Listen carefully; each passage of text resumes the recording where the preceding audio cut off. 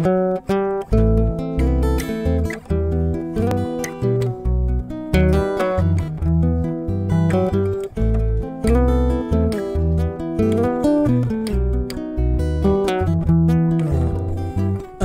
jour, tu t'en iras comme une voix qu'emporte le vent, comme une voix qu'emporte le vent, au-delà des mers.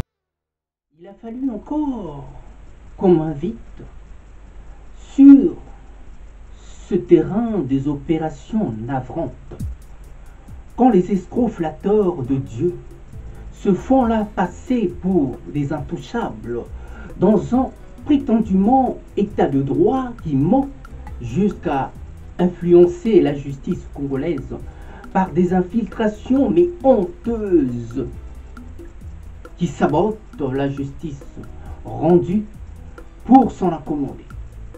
C'est vous dire, oui, c'est vous dire à quel point l'état de droit est mis en mal et patauge dans une marée infectée de piranhas en République démocratique du Congo. N'étant pas à leur coup d'essai, les Olingues Osho descendants viennent une fois de plus de frapper, en ne faisant point exception à la règle, par un enlèvement d'un des membres de notre famille, en la personne de Papa David, qu'ils ont consigné à la prison de Makala depuis quelques jours, avec la complicité des hommes de loi à double casquette qui leur sont favorables et ont décidé à tout faire pour ne pas mettre en application, pour ne pas dire en exécution, l'arrêté prise par la Cour suprême de justice de les déguerpir de la 17e rue, de ce lieu qui n'est pas le leur. Alors ils cherchent là, mais par tous les moyens, à tout faire pour pas que cette justice soit là rendue.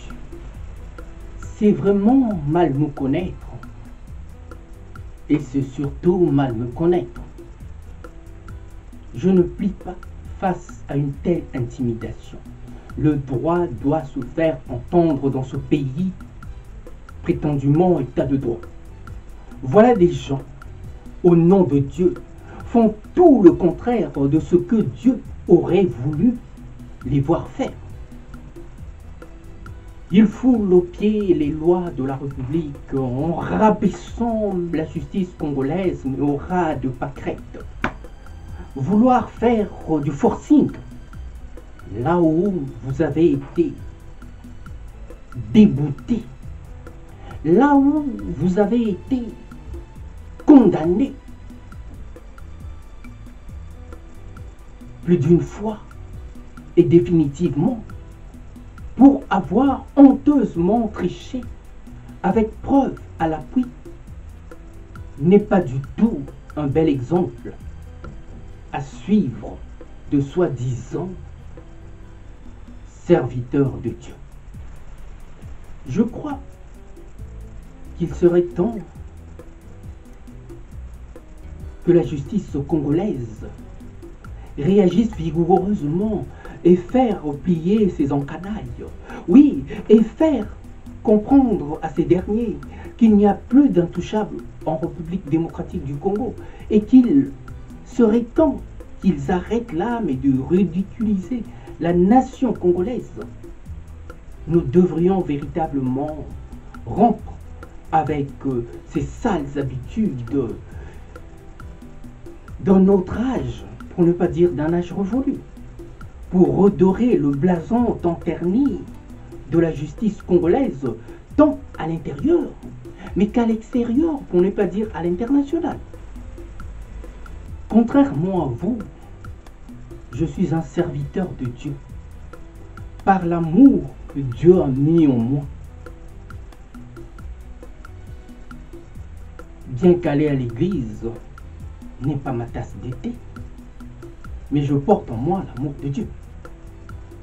Au Congo, seul le peuple doit imposer et dicter là sa loi par des voies légales que représentent nos institutions.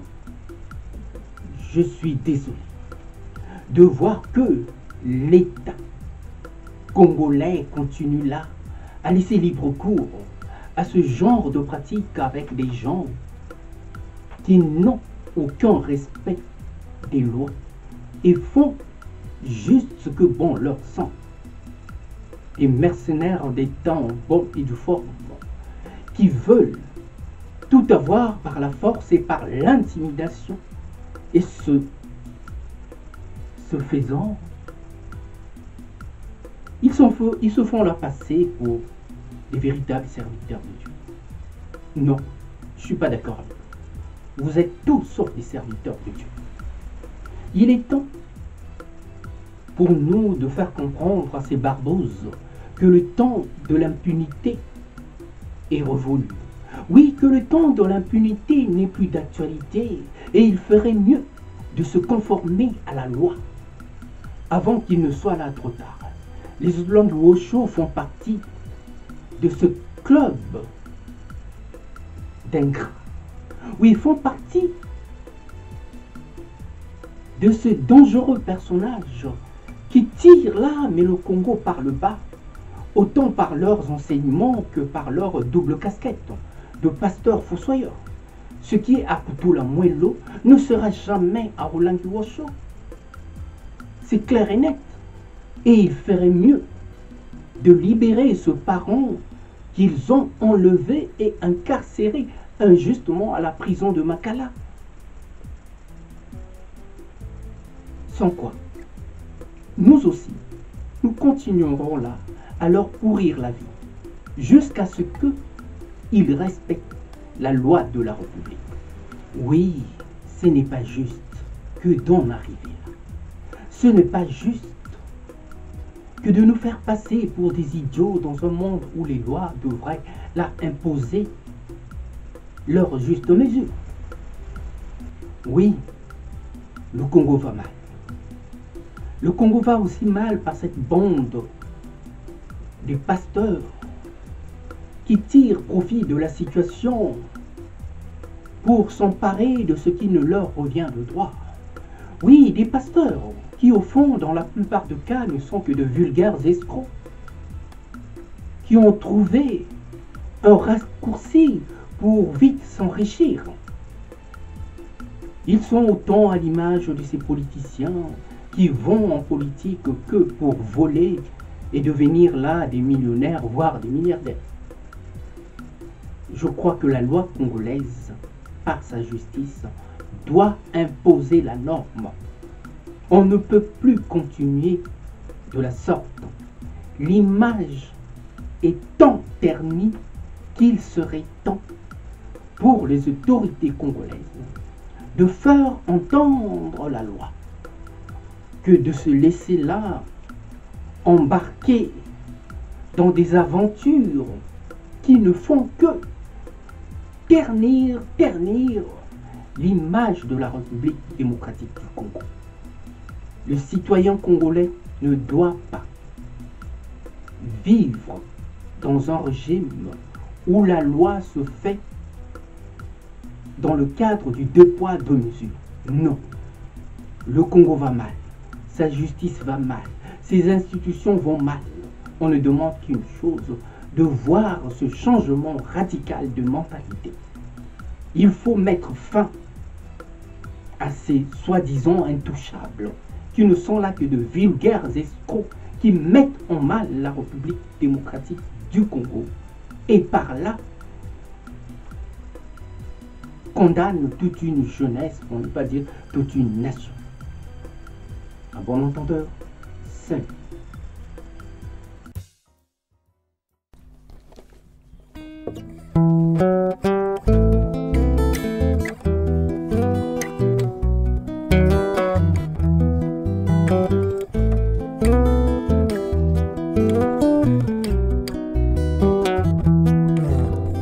Un jour, tu t'en iras comme une voix qu'emporte le vent.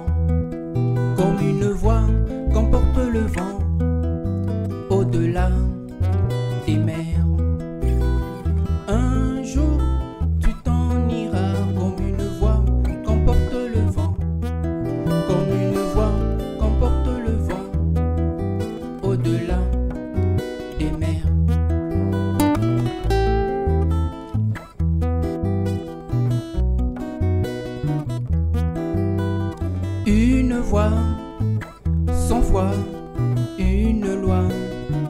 Sans toi, mais une fois, sans loi pour une fois, sans toi, mais une fois, qui cherche sa voie par la croix, mais une fois, sans loi pour une fois, sans toi, mais une fois, qui cherche à savoir.